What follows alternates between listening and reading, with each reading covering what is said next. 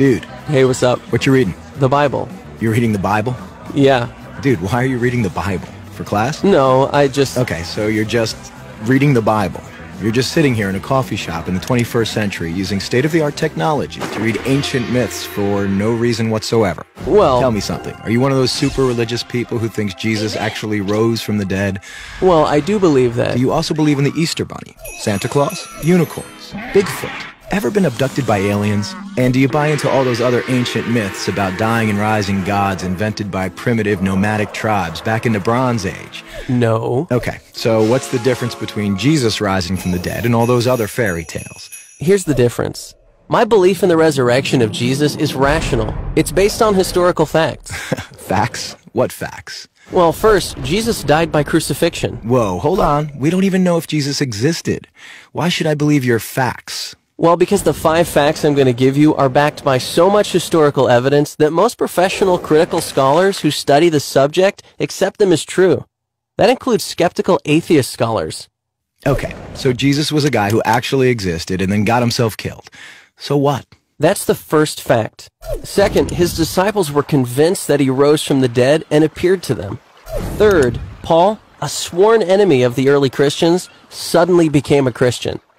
Fourth, Jesus' skeptical brother James also became a Christian. And fifth, the tomb where they put Jesus' body was empty.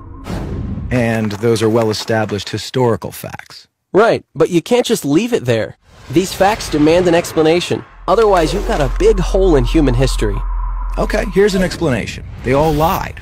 It was a conspiracy, the most monumental prank ever perpetrated. His followers stole his corpse from the tomb and then started telling everybody he was alive. That's the conspiracy theory. The problem is it doesn't explain the facts. How do a few spineless fishermen, cringing in fear for their lives, subdue a bunch of well-armed, professional Roman guards, roll away a 2-ton stone, steal a body, then hide it from a city swarming with people trying to find it? And why would they do it? The disciples had absolutely nothing to gain by lying about Jesus' resurrection. In fact, they were persecuted, and we have good historical evidence that 5 of them were martyred because of their claim that Jesus rose from the dead. Apparently not a single one of them ever recanted. People don't willingly die for something they know isn't true. They were there. They knew whether it was true or not. All right, another theory. The disciples thought they saw Jesus alive after he died, but it was just wishful thinking. They were stressed and just kind of hallucinated. The hallucination theory also lacks explanatory power. 500 witnesses saw Jesus at the same time, and the disciples touched him. Psychologists have shown that hallucinations don't work like that, nor does this explain the empty tomb. Okay, look, maybe there's some other explanation, but the bottom line is dead people stay dead. Rising from the dead would be a supernatural event, a miracle, and science has proven that miracles don't happen. Oh, really? When did that happen? I don't know. I just kind of heard it somewhere. Science has not disproven miracles. In fact, that would be impossible. Why? Science deals exclusively with natural phenomena, physical matter and material processes, right? Yeah. But a miracle, by definition, is not a natural phenomenon. It's supernatural. So a supernatural event would lie outside the boundaries of science.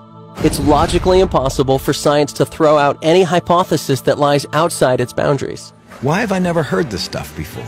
I don't know. Maybe because it's scary? Scary? Yeah. As long as Jesus rising from the dead is just a fairy tale, like Santa Claus and unicorns, it doesn't threaten my little world. But if it's a fact, if he actually did rise from the dead, that's huge. It's a total game changer. And that's why it's so hard to think about it objectively. Whoa. Yeah. Mm-hmm. Big whoa.